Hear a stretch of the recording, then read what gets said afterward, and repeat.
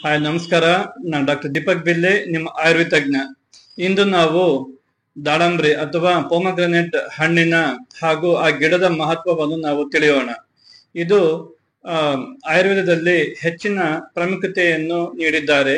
ಇದರಿಂದ ಅನೇಕ ಕಾಯಿಲೆಗಳು ಸಹ ವಾಸಿಯಾಗುತ್ತವೆ. ಇದರಲ್ಲಿ ನಾವು ಮುಖ್ಯವಾಗಿ ಅದರ ಎಲೆ ಅಥವಾ ಲೀಫ್ ಅನ್ನು ತೆಗೆದುಕೊಳ್ಳೋಣ.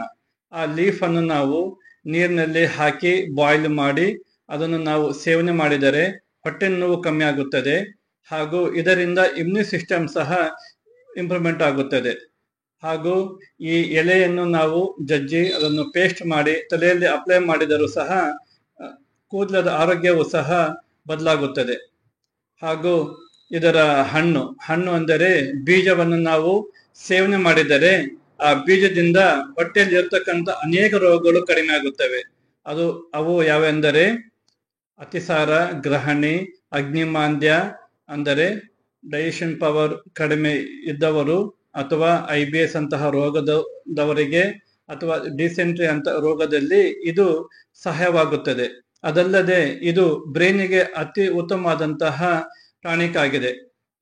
ಇದರಿಂದ ಬ್ರೈನಿಗೆ ಬೇಕಾಗಿರುವ ಪೌಷ್ಟಿಕ ಆಹಾರವು ಸಹ ದೊರಕುತ್ತದೆ. ಇದಲ್ಲದೆ ಈ ಸಿಪ್ಪೆ ಅಂದರೆ ಆ ಹಣ್ಣಿನ ಸಿಪ್ಪೆಯನ್ನು ನಾವು ತೆಗೆದು ಅದನ್ನು ನಾವು ನೀರಿನಲ್ಲಿ ಹಾಕಿ ಬಾಯ್ಲ್ ಮಾಡಿ ಫಿಲ್ಟರ್ ಮಾಡಿ ಈ ನೀರನ್ನು ನಾವು ಮೊಡವೆ ಇರ್ತಕ್ಕಂಥ ಮುಖಕ್ಕೆ ಫೇಸ್ ವಾಶ್ ಆಗಿ ಇದನ್ನು ನಾವು ಉಪಯೋಗಿಸಬಹುದು. ಇದರಿಂದ ಆ ಮೊಡವೆ ಸಹ ಕಡಿಮೆ ಆಗುತ್ತದೆ ಹಾಗೂ ಮುಖ ಕಾಂತಿ ಆಗಿ ಸಹ ಕಾಣುತ್ತದೆ.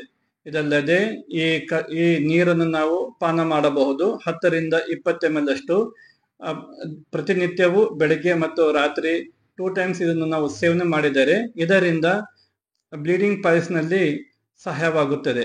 ಇದಲ್ಲದೆ ಇದನ್ನು ನಾವು ಮೂಗು ರಕ್ತ ಸೋರುವಿಕೆಯ ಸಿಂಪ್ಟಮ್ ನಲ್ಲಿ ಇದನ್ನು ನಾವು ಪ್ರತಿನಿತ್ಯವೂ ನಶೆ ಮುಖಾಂತರ 2 ಅಥವಾ 3 ಹನಿ ಮೂಗಿನಲ್ಲಿ ಹಾಕಿದರೆ ಅದು ಸಹ ಕಡಿಮೆ ಆಗುತ್ತದೆ.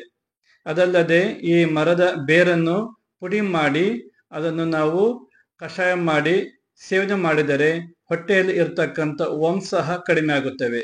ಹೀಗೆ ಇದು ಇನ್ನೂ ಹೆಚ್ಚಿನ ಇದರ ಮಾಹಿತಿಗಳು ಇವೆ. ಹಾಗೆ ಈ ಗಿಡದ ಮಹತ್ವವನ್ನು ನಾನು ನಿಮಗೆ ತಿಳಿಸಿದ್ದೇನೆ. ಇದನ್ನು ಯಾರಾದರೂ ಸೇವನೆ ಮಾಡಬಹುದು.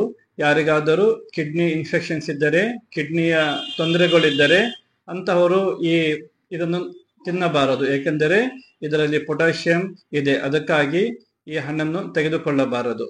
ಹೀಗೆ ನಾನು ಈ ಮಾಹಿತಿಯನ್ನು ತಿಳಿಸಿದ್ದೇನೆ. ಈ ವಿಡಿಯೋವನ್ನು ಲೈಕ್ ಮಾಡಿ, ಶೇರ್ ಮಾಡಿ, ಸಬ್ಸ್ಕ್ರೈಬ್ ಮಾಡಿ. ಧನ್ಯವಾದಗಳು.